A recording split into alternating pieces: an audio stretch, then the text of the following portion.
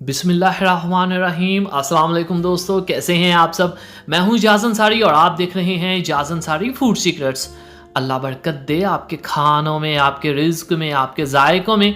तो मेरे प्यारे प्यारे दोस्तों, आज मैं आपके लिए भिंडी गोश्त की रेसिपी लेके आया हूं और भिंडी से रिलेटेड आज आपको इंशाल्लाह बहुत कुछ जानने को मिलेगा।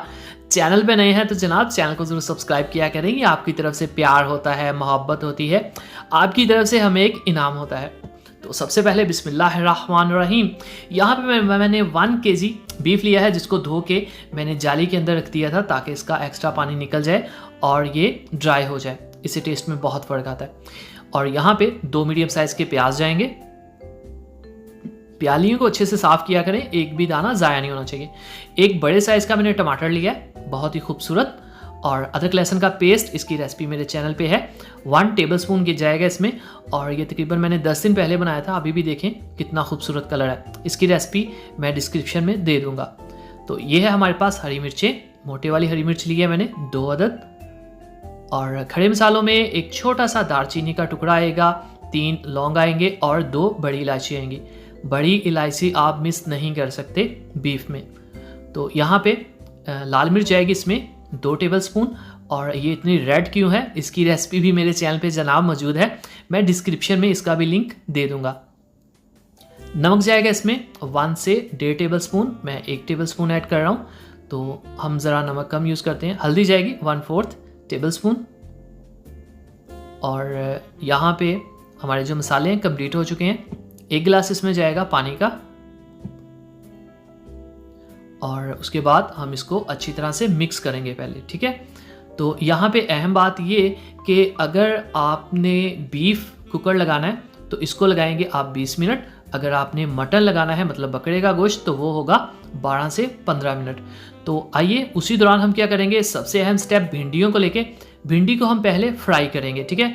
उसके लिए ऑयल जो है वो बहुत गर्म होना चाहिए। बहुत का मतलब बहुत, कम नहीं होना चाहिए। ऐसा क्यों, ये मैं आपको आगे जाके बताता हूँ। इसको हमने फ्लेम पे रख दिया है। दूसरी तरफ 20 मिनट हो चुके हैं, प्रेशर कुकर को खोलते हैं। तो यहाँ पे हम चेक करेंगे, अगर तो बीफ गल गया है तो माशाल्लाह, नहीं तो इसको मज़ीद 10 मिनट रख देंगे। तो ये चेक कर लेते हैं, ये माशाल्लाह से गल चुका है, मतलब कि ये डन है। तो भिंडी को लेके कुछ अहम बातें जो मैंने आपसे कहा था वो ये कि भिंडी आप जब भी मार्केट से ख़रीदें तो काटने से पहले अच्छी तरह से आपने उसको धोना है। बहुत डस्ट, बहुत मिट्टी उसके ऊपर होती है। उसके बाद आपने उसको पंखे के नीचे रख देना है ताकि वो अच्छी तरह से ड्राई हो जाए।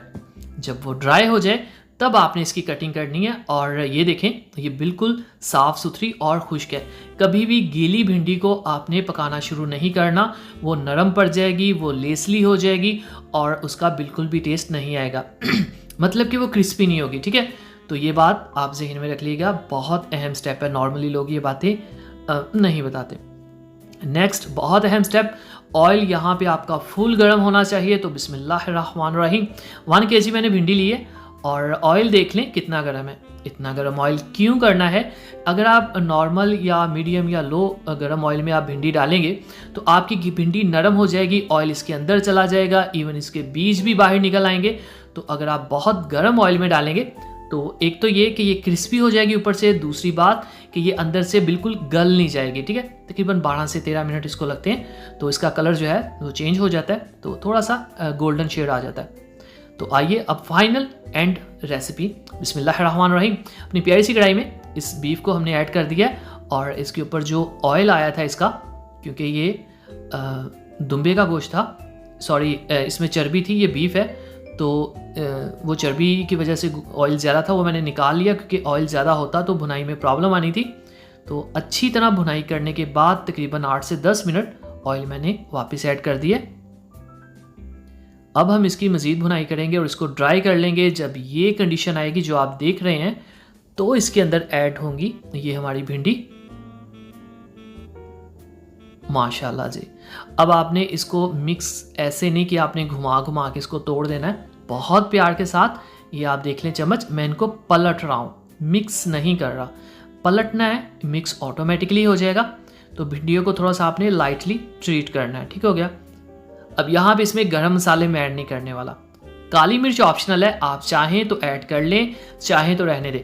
टमाटर यहाँ पे मैं ऐड इसलिए कर रहा हूँ कि अभी इसको मैंने मज़ीद 4 से 5 मिनट पकाना है। इस दौरान ये टमाटर नरम हो जाएंगे और इतनी खूबसूरत सी खटास और मज़ेदार सा फ्लेवर देंगे ना आपकी भिंडियों को कि सुभान अल्लाह।